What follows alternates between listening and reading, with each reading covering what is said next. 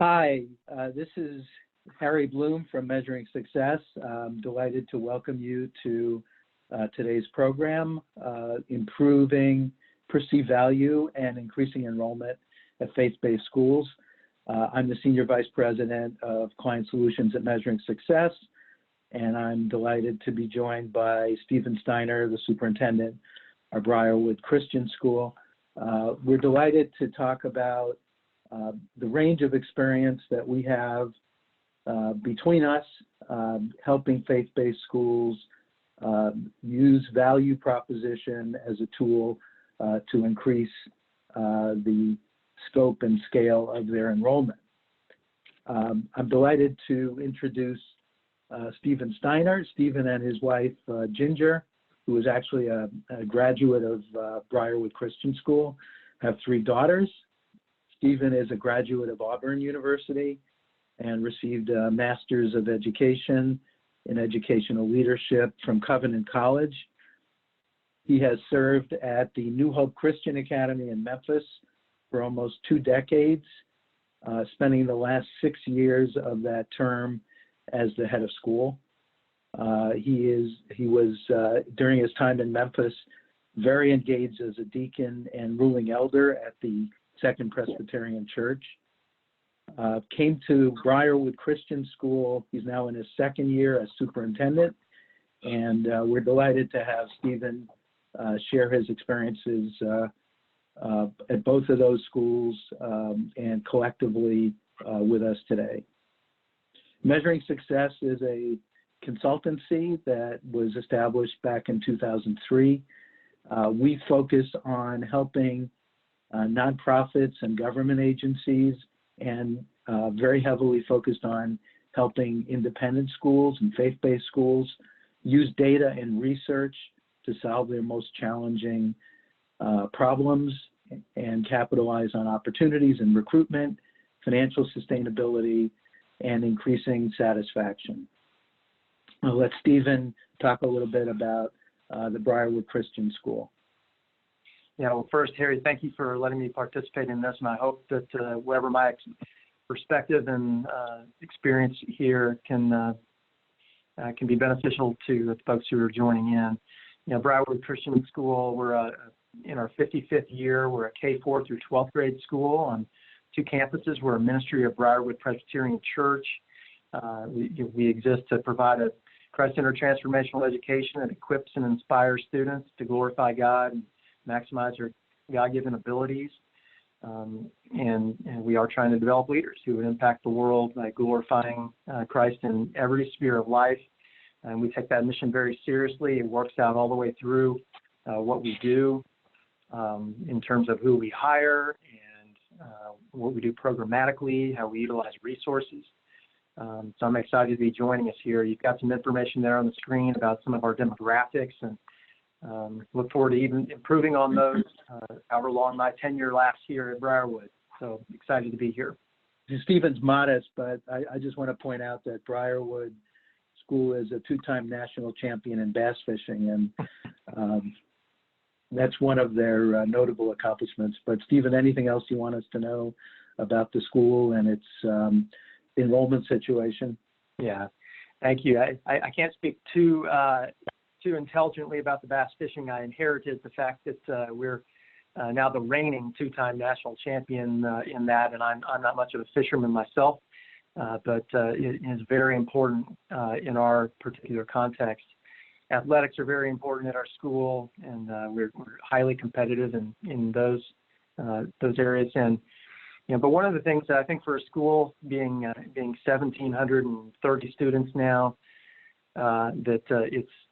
I think we do fairly well is how to make a large school feel smaller and intimate. And we do that through, as you see here on the slide, about on our campus on the upper school campus through these gap groups, and just trying to create smaller communities where students are known, nurtured, and loved, and where they know that they belong. I think that's an interesting aspect of our school, and again, look forward to continuing to improve on that as we move forward. Thank you, Stephen. So let's move in now to our agenda for the rest of our time together. So we're going to talk about, what are the elements of the school's value proposition. This term, value proposition, can sound very sort of esoteric and complicated. So we're going to try and strip it down into very manageable chunks, because the manageability of value proposition is what we're going to be talking about. Measuring Success has 3 times looked at the relationship between tuition and enrollment, the last time with ISM and NBOA. And we have found that there's not a statistically significant correlation between what happens to a school's tuition level, up, down, sideways, and what happens to its enrollment. But what our research and that of ISM and NBOA shows is that the perception by the target students and families, current and prospective, of how much value they receive relative to tuition does indeed drive enrollment. So it's important to be able to manage that and strip it down from the complex to the manageable. We'll talk a little bit about the special challenges that faith-based schools are experiencing, about some of the numbers related to enrollment in faith-based schools at schools like BRIARWOOD Christian and some of your schools. And we'll do a little post-survey, survey activity on this webinar to kind of find out where your school's enrollment situation is. We'll talk materially about 4 concrete steps you can take as a school leader to enhance your school's value proposition, and how to use data and research to take something esoteric and make it manageable. Stephen later in our program will share some of BRIARWOOD Christian's experience and managing the issue of value proposition to increase its enrollment, because even though it's at 1,700 students, it has a bit more capacity than that and has the ability to even better fulfill its mission from an enrollment standpoint. And then at the end, we're going to leave time to answer your questions. So just so you know, and this is something that having been on your side of the screen, I always ask myself is what I'm hearing the latest theory by consultants, or is this actually based on real world experience? So we're just showing a little bit of a map.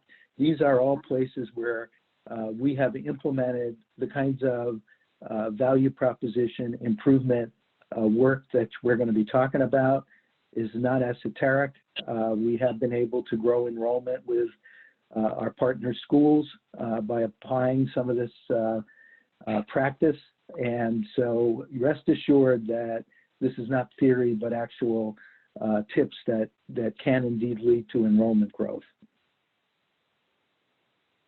So what have we, if we look at the data, and I'm going to show you 2 cuts at data. One is a 5-year study we were able to do as part of our enrollment versus tuition study a couple of years ago. And at that point, 2011 to 2016, we looked at enrollment trends over that period in faith-based schools compared to non-faith-based independent schools. And what we found was a significant advantage in terms of growth rate in the non-faith-based schools. And we'll talk a little bit about what some of the causes of that are. More recently, in looking at the database, the NBOA database, the BIIS database, which I strongly recommend folks contribute to, so we keep growing its robustness. But if we looked at a 3-year period faith-based school enrollment trends, one of the striking things that emerged was that 45% of the participating schools were showing declining enrollment versus 35% showing growth and 25% flat. So clearly there's sort of a have-not dichotomy there. You certainly can grow as a faith-based school, as I'm sure many of you have. But on the other hand, there's a larger percentage that has been declining. And we'll try to unpack a little bit about that. But suffice it to say that we believe that perceived value and communicated value are a key part of some of the challenges that faith-based schools do face that kind of explain this picture. So now I want to do a little a poll, and I'm going to ask my colleague Scott to put it up here. Please tell us, what has your school's enrollment trend been over the past 5 years. Increased significantly, modestly, stayed the same, decreased modestly, etc. Okay, we're getting a good number of responses. So what we're seeing here is the biggest chunk decreased modestly, followed by about the same, and almost an equal number of decreased significantly. So if I add up the decreases, you know, we're looking at, you know, roughly 40, sort of the same percentage that I just showed you in that longer term study. So thank you for that. Another question that I'm going to pose related to this. What is the state of your school's qualified inquiry pipeline? In other words, the incoming inquiries that you're experiencing. How would you characterize that? Is it more than sufficient, sufficient but just barely, etc.?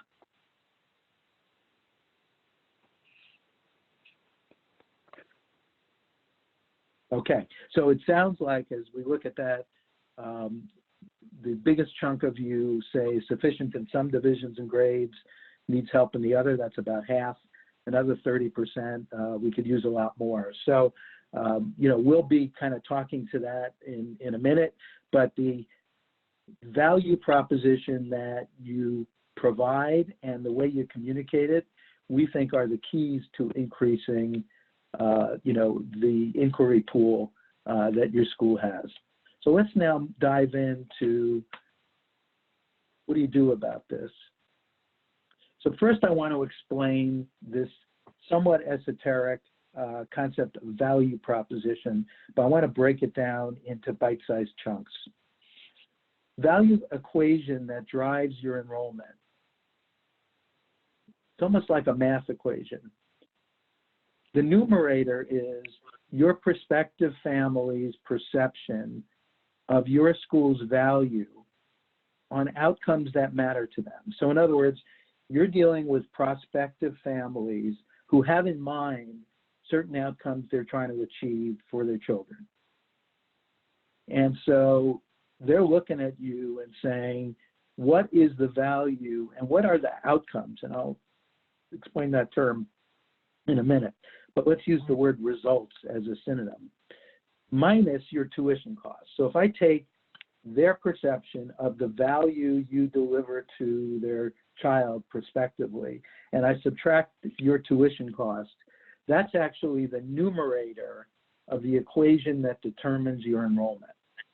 What do they value? How much of that do they think you're giving them minus your tuition? But it doesn't stop there because you have competition.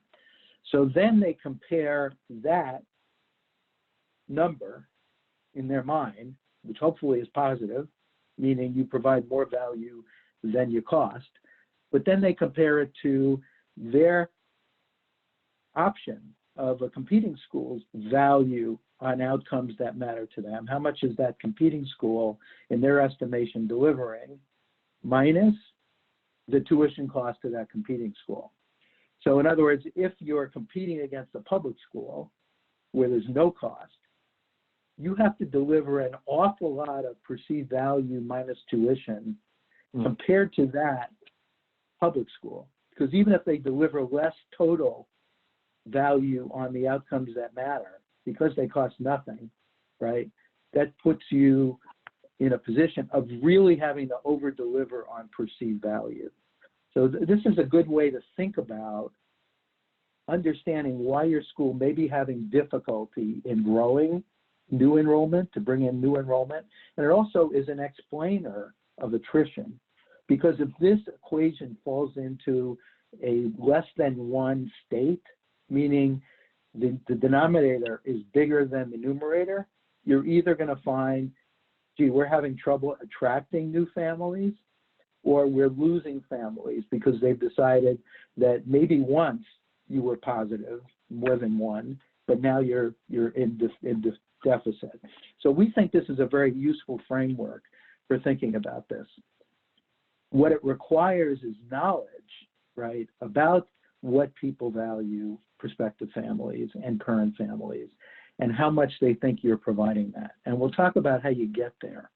But first, I want to talk about some ideas about why faith-based schools, which are the focus of this discussion, might be lagging in terms of enrollment.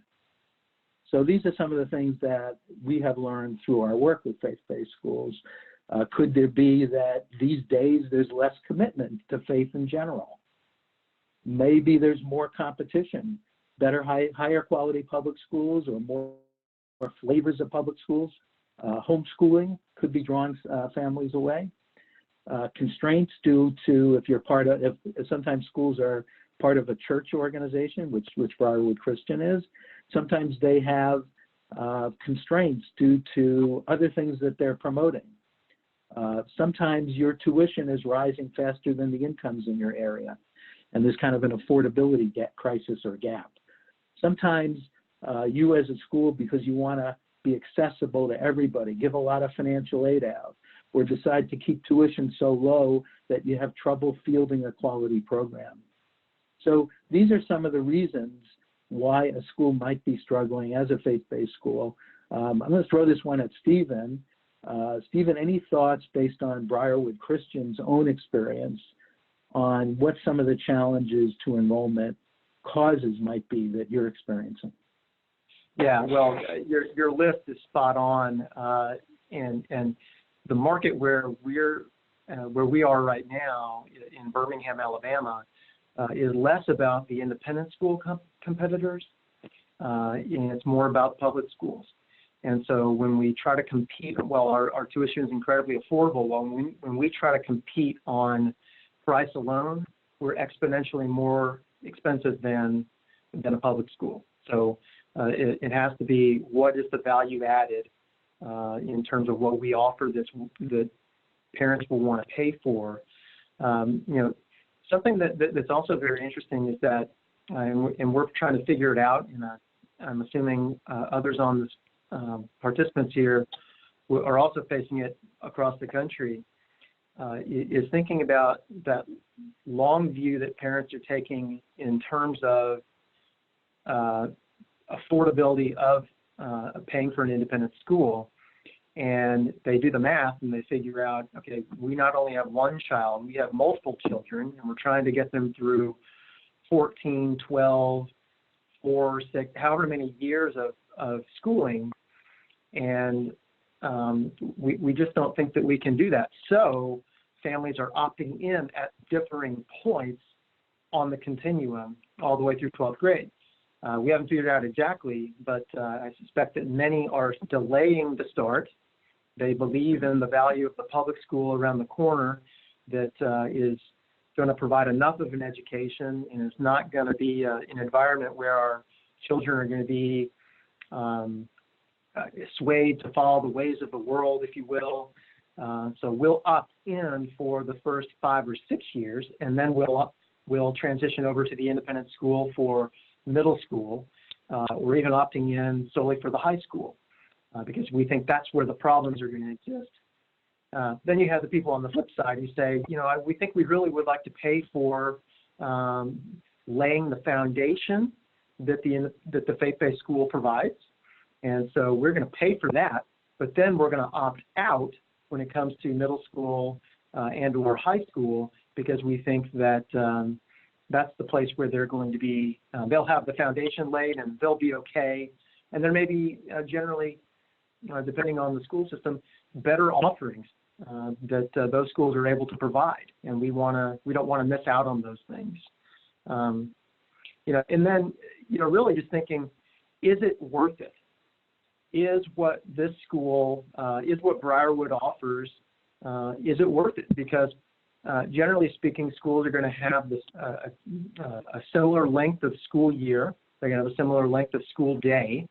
And if the explicit faith-based instruction, in our case, Christian education, that there are going to be times during the day where we're going to press pause on the typical school day, and those minutes add up to hours, and those add up to days. And you look at that longitudinally, and someone goes, "Is it really worth it for that aspect? What am I sacrificing?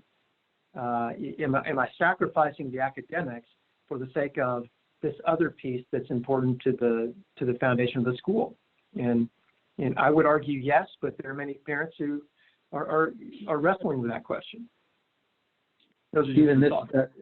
Well, it's a very helpful thought, and actually I'm going to take your last thought and show you some data and some research that kind of confirms it. Not from the world of Christian schools, but I'm going to venture into the world of Jewish day schools.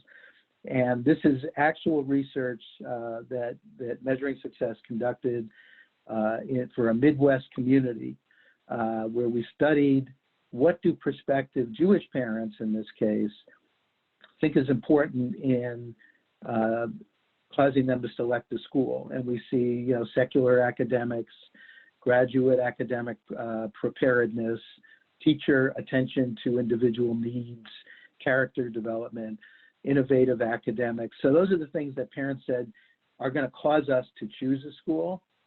And then we asked them, how do you assess whether Jewish day schools, and these were preschool, pre-preschool parents. So these were parents who had not yet ventured into the school system.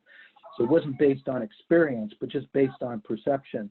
And we said, rate Jewish day schools on the things you just told us were really important compared to public schools, right?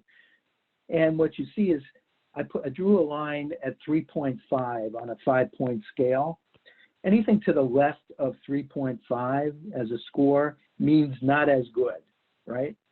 So basically all the things that the parents said were important, teacher quality, graduate preparedness, general studies, excellence, etc., were to the left of 3.5, meaning these parents had a preconceived notion that the private Jewish day school, the faith-based school, was not at the level of performance of even a public school. And when we asked them about independent schools, it was even worse. The scores were relatively lower, meaning not only do we not think that Jewish day schools perform academically and on those things that we said we valued compared to public schools, but even more so compared to independent schools.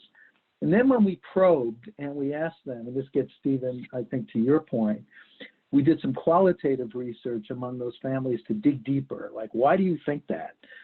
And here were some of the representative comments. If a school spends any significant amount of time on religious studies, there's no way I can believe that they can deliver the same quality of secular education as a school that only focuses on that education. And they also came up with this one. It is well known that religious schools don't pay, again, this is a preconceived notion, equivalent salaries and benefits to public or even better funded independent schools. How could they possibly attract the same quality of teacher? So we have confirmed this kind of finding, not just in the Jewish day school world, but in our work with other faith-based schools. So this is it's like going into battle with one or two arms tied behind your back. And what it says even more is that we've got to do a stellar job, an even better job at conveying value on the things that parents care about. So now we're going to launch into 4 strategies to increase perceived value at faith-based schools that we believe are a roadmap to improving perceived value and enrollment. And then we're going to call on Stephen to kind of talk about Briarwood Christian's own feelings about what it needs to do to grow. The first point, which is often neglected, is that we have to develop crystal clarity as school leaders about exactly who we're trying to serve, who are our prime prospects. Because if we don't really understand who we're trying to serve, what are we unable to define? We're unable to define, other than anecdotally or based on guesswork, exactly what we have to be able to prove that we add value on. Remember that equation? We have to deliver value in terms of outcomes on the things that people care about. But if we haven't taken care to define who exactly we're targeting, how do we do that? We're just speculating. If your guess is as good as mine. And there's a couple of different ways that schools can do this with great preciseness. The first way is by actually analyzing their parent body. And we do this, frankly, as a service, but you could take a crack at this yourself, right? Use data, gather analytics around who your current served families are, or who are the families you want more of that you currently serve. You know, where do we want to grow? Who are those families? And identify a rich demographic profile and lifestyle profile about those families. So you really have a good understanding of that demographic profile. We actually use 600 plus demographic and lifestyle and purchasing patterns and, you know, all kinds of variables. It's a very comprehensive suite. We then identify what are our parents really like, which is much deeper than anything we gather in the application process. We now have this rich profile of our current families, and we can match that profile against every family in our area, in our geographic area. Using regression analysis, we create a profile of our current family and the families we want more of, and we match it against every family in our demographic area. And that's been done now with great success. And when you do that, you can actually rank order every family in your demographic area and create a database of your highest profile, highest potential, lookalike families in your area. So that basically tells you these are the people we want more of, which positions us now to do the research about what are they looking for, what are the outcomes they seek for their children, and how do they assess my school, which we're going to talk about in a minute. But again, start with who are we trying to target, and the best way to do that is to actually be more knowledgeable about who you currently serve and who you want more of, and finding more people like that. So that's your ideal prospect list. And another way to do that is by looking at the social networks you serve. And in Briarwood Christian's experience, and I'll let Stephen talk more about this, often this consists of churches whose members are gravitating to your school because they believe it offers what they're looking for their children. But this is another way to get a handle on who are our current prime prospects that we really want more of. And this is an essential first step that enables you now, right? And again, your prime prospects could be members of churches, they could be people who are in certain professions, they could be people who work in hospital systems, people who are members of certain clubs, people whose children belong to athletics clubs. You've got to know your own school and your social networks, but by then doing research among those social networks that contribute currently and prospectively more families, you've got a real bead on who you want to understand from a value proposition standpoint. And that positions you for step two.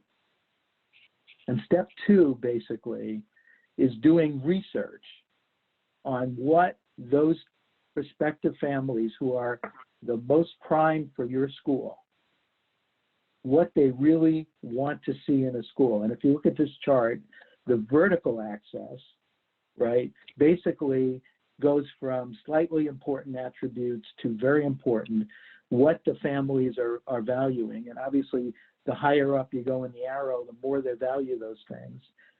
And then the horizontal axis is the research you do to basically understand how they perceive your school satisfying what they're looking for, right? So if you have this picture, you know that in the upper right are things that are very important to your prospective families because they've told you that in the research. And they also believe you're much stronger.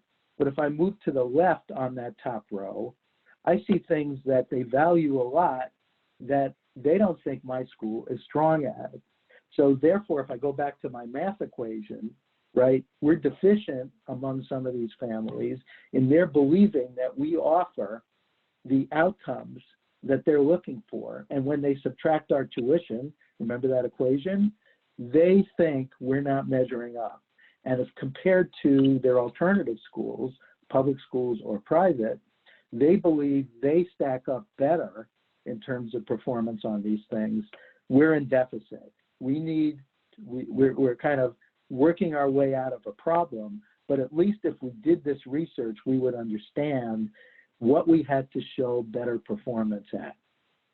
I want to talk about another piece of research that you can do if you've taken the trouble to define your prospective families. We have increasingly done tuition research in various areas of the country among prospective families to enable a school to understand that what is considered in their geographic area among their prospective families reasonable tuition. And so we actually do research that tells us what do they think is too expensive tuition, getting expensive tuition, a bargain tuition, and too low tuition to be of quality.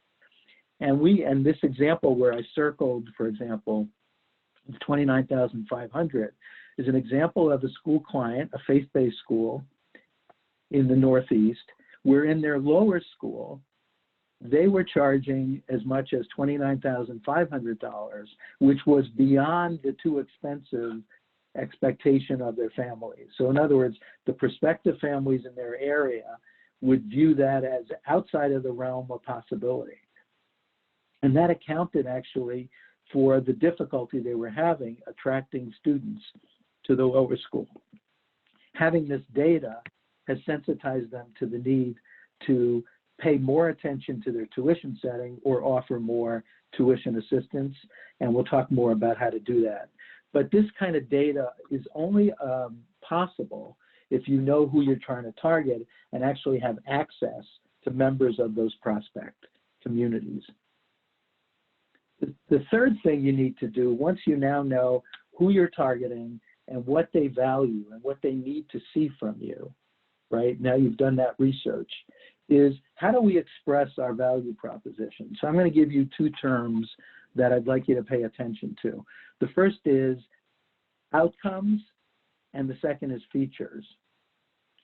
In our experience, when parents make a choice about value proposition, they want outcomes. They want measurable outcomes like acceptance rate at first choice colleges, like high standardized test results, like amount of merit college scholarship awarded, how our kids place in honors tracks. They want to know if the outcomes that you deliver for their children are what they're looking for, are going to measure up.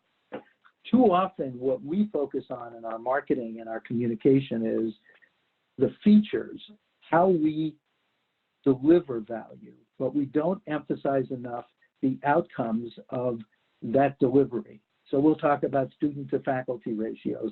We'll talk about the size and amenities of our campus, how many AP courses we offer. Those are important, but only if parents think that the outcomes that they're looking for, which is what they're paying for, are going to be satisfactory, are going to hit the bar of acceptability. So we urge you now in your communication to talk about the outcomes and quantify those outcomes, and then talk about how you deliver those outcomes, the features that you use. And this is a role reversal for many schools. Again, if you look at a lot of websites, which I do, you'll see most of the conversation is around features. There's very little in the way of outcomes. So if we want to say that our graduates are well prepared, we got to document their acceptance in college, their entry into advanced courses in college, their excellence in terms of professional results. Those are outcomes. Then we can talk about how we do it. We have salary. We have faculty with advanced degrees. We have a great curriculum. We have a low student to teacher ratio. Now I can put those features in context of something that the consumer wants to hear about. So document and talk about your outcomes as well as how you deliver those outcomes. So for the Jewish day schools that were facing the problem I talked about earlier, we actually helped them show that they delivered superior outcomes in terms of standardized test scores, in terms of acceptance at elite next step schools, right? But we had to document this information in terms of propensity to get merit scholarship, semifinalist status. We had to document those outcomes to show those families that they don't have to sacrifice academic excellence to send their kids to a Jewish day school. And you yourselves need to do this for your own school. And it takes work, but it's worth it. So now we've talked about defining who your target customer is, doing the research on what they're looking for and what they're willing to pay. Third, conveying outcomes and documenting your outcomes. But let me talk about the fourth piece, which is a very important part of the strategy equation, which is minimizing your tuition where possible without sacrificing quality. So one of the things we're increasingly doing, and I'm showing you here an article that I actually published this month in NBOA's Net Asset magazine, which relates to our work with St. John's Prep in the Boston area, is how St. John's Prep was worried about the affordability of their tuition and wanting to make sure that every tuition dollar counted. So what they did was they used comparative financial benchmarking and financial re-engineering and planning to identify, in their case, $9 million in cost savings and in non-tuition revenue that they could use to offset future tuition increases. And that was out of a desire, right, to modulate the tuition increase rate to be affordable. Here's an example of a school that we worked with that came up with, using those techniques, savings of between $1,200 and $1,500 per year per student by applying these techniques. So the best way to improve your value equation in some ways is to not charge that extra tuition in the first place by managing more tightly and more precisely. And there's a technique to do this. I'm not going to go through all the details, but it really involves comparing what you spend, what you generate in terms of non-tuition income, and managing it down through a process where the staff of a school actually decides what can be reduced without sacrificing educational quality in order to modulate the rate of tuition. And we see this applying to personnel, purchased goods and services, non-tuition income, et cetera. So this is something that a lot of progressive schools, Episcopal Academy in Philadelphia, I recently wrote up in an article for MBOA, they are doing this. They're holding head count down relative to staffing in order to be more affordable. So I've thrown a lot at you. Let me recap, and then I want to turn to Stephen to talk about Briarwood Christian and what they're doing in this vein. But number one, you got to know who you're targeting because you have to now research and understand what outcomes they expect and how they believe you deliver relative to tuition. Next, you have to know what they consider reasonable tuition. Next, you have to convey and document your outcomes because that's how they're measuring tuition minus outcomes or outcomes minus tuition compared to the competition. And if you're not knowing exactly, how do you manage it? And fourth, avoiding tuition increases by managing more precisely based on data, based on benchmarking. So that's the formula I'm going to put out there. Let me ask Stephen Steiner, Superintendent of Briarwood Christian. Stephen, how are you approaching maximizing the value proposition at Briarwood Christian? Yeah, well, we really are looking at my new coming in 1 year into my tenure here, just trying to get a full understanding of the market, who we are as a school. I agree with much of what Harry has spoken about. With a number of maybe qualifying modifications in light of what our particular situation is as our school and our community. I mean, we ourselves at Briarwood, we're committed to sort of a four-pronged effort to, with maybe including one additional strategy that to those that Harry mentioned, and doesn't include one of those that he mentioned, although just sort of to our unique circumstance here at Briarwood. Schools in different circumstances, certainly I would advise them, please listen to what Harry has said here in these four and what he's endorsing. And we're certainly grateful for all the the guidance, the analytical research support that measuring success provided for us, as well as the qualitative deep dives that we've been able to do. It really has charted an exciting path for us as we are moving forward. So there are things that we have not yet implemented, many things that we are implementing, and things that we will implement. But so our specific 4 growth strategies, which kind of shapes our strategic recruitment and retention plan, really fourfold. Looking at our organizational capacity, building to really think through how can we enable proactive recruiting and retention, which is really the biggest aspect of it. Think it through our prime target markets and what are those, using the lookalike strategy to figure out who are we really trying to target, and focusing our recruitment activities there instead of aiming at areas that are less productive for who the families and students that we're trying to recruit, and really building more channels that would be focused on reaching them. So being very purposeful and intentional, and then just strengthening what our value proposition is. So this is sort of the 4 that we're focused on, and it really is lined up for us. And measuring success has been instrumental in this. I look forward to the fruit of our labor, if you will, in terms of developing more word-of-mouth marketing for our school. While we spend a lot of money and effort, and I'm assuming those on this call do as well, there's nothing that's more powerful than satisfied customers, and those families and our students.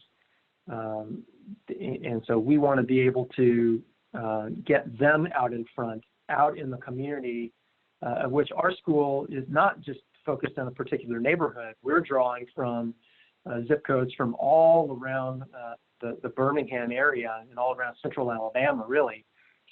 And we need those families going out and working with those who they're close to. The area that we focus specifically on, or being more intentional on, is and focusing on churches. It won't mean much to folks on this call, but there are some key churches in our community where we know that we have students at our school and their families attend these churches, and they're satisfied. They like Briarwood. They're pleased with what we're doing. They like the results and the outcomes that have been produced.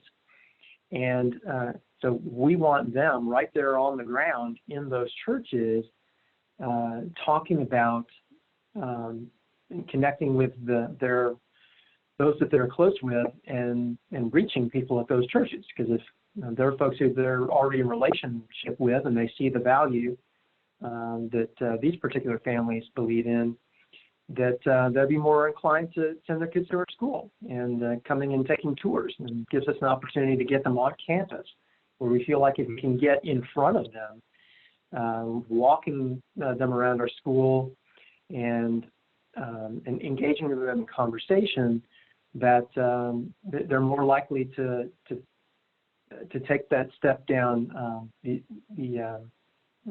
through the admission funnel, if you will. So secondly, along the ambassadorship, building a parent ambassadorship, we're really looking at students. We know the students are engaged with one another, maybe more so than at any time in our history, and sort of figuring out who are those students that we think are really a reflection of our graduate profile, or on a path towards being a reflection, the most accurate reflection of our graduate profile.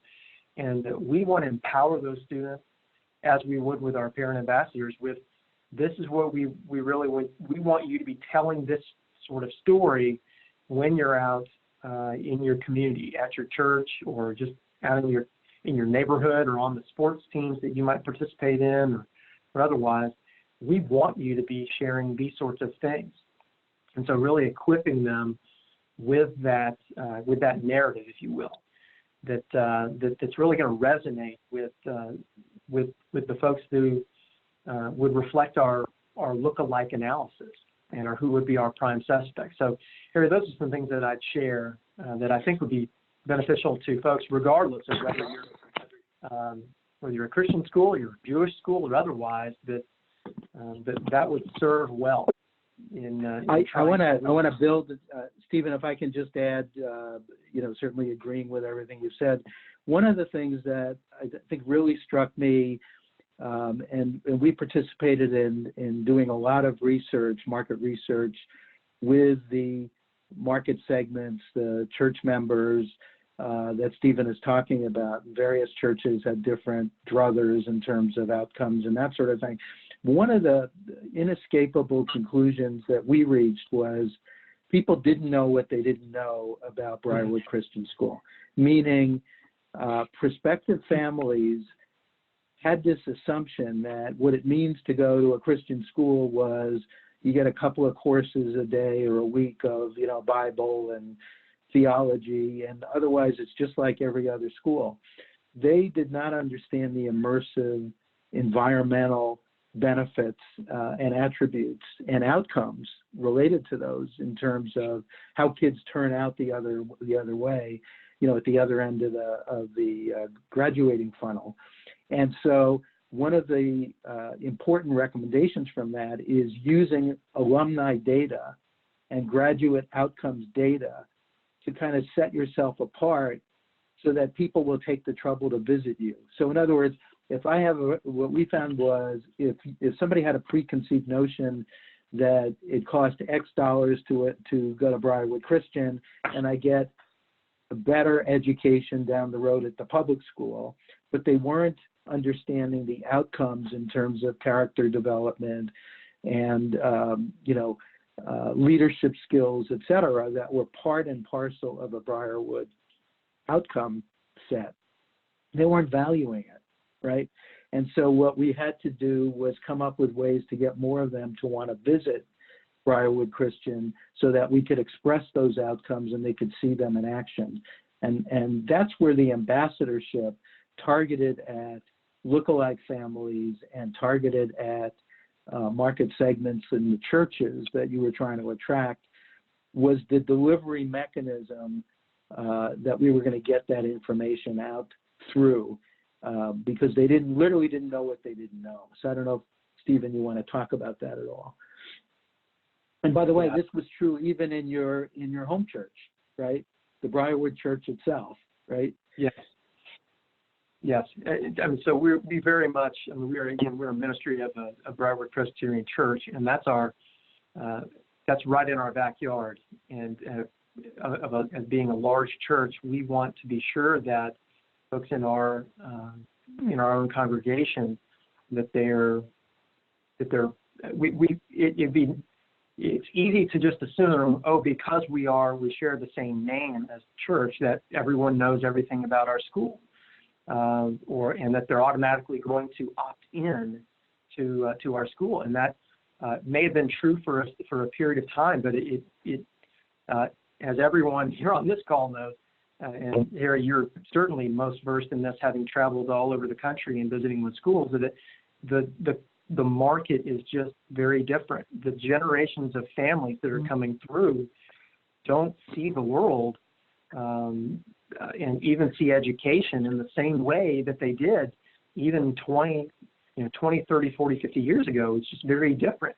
And so we assume that because this is the way we've always done it, and because these people are already presumably card-carrying members, that they're going to opt in, and they don't. And you have to get that message in front of them. And so the quantitative data analysis was helpful. The qualitative data analysis that Measuring Success helped us with in terms of developing those focus groups has just been instrumental in helping us to hear things that we didn't know or things that we were just simply naive about. And so enabling us to reach out to people and say, we thought that everyone assumed this about our school, and it actually isn't that. It really is this. So there's a misunderstanding of in terms of messaging, and that has really helped us, or is helping us, and will help us to clarify what that looks like, so that we're able to really target that message to help them to understand really who we are. Thank you, Stephen. Very helpful. So let's now, we've talked about the 4-step pathway. Stephen has kind of shared some about how they use that at Briarwood Christian School rather. Thank you so much again, Stephen. Thank you. Continued success at Briarwood Christian School, an amazing school. And thank you, everybody, for your time. And we hope this has been helpful to you in dealing with this very, very important issue of consciously knowing and improving your value proposition. Have a great day and a great weekend.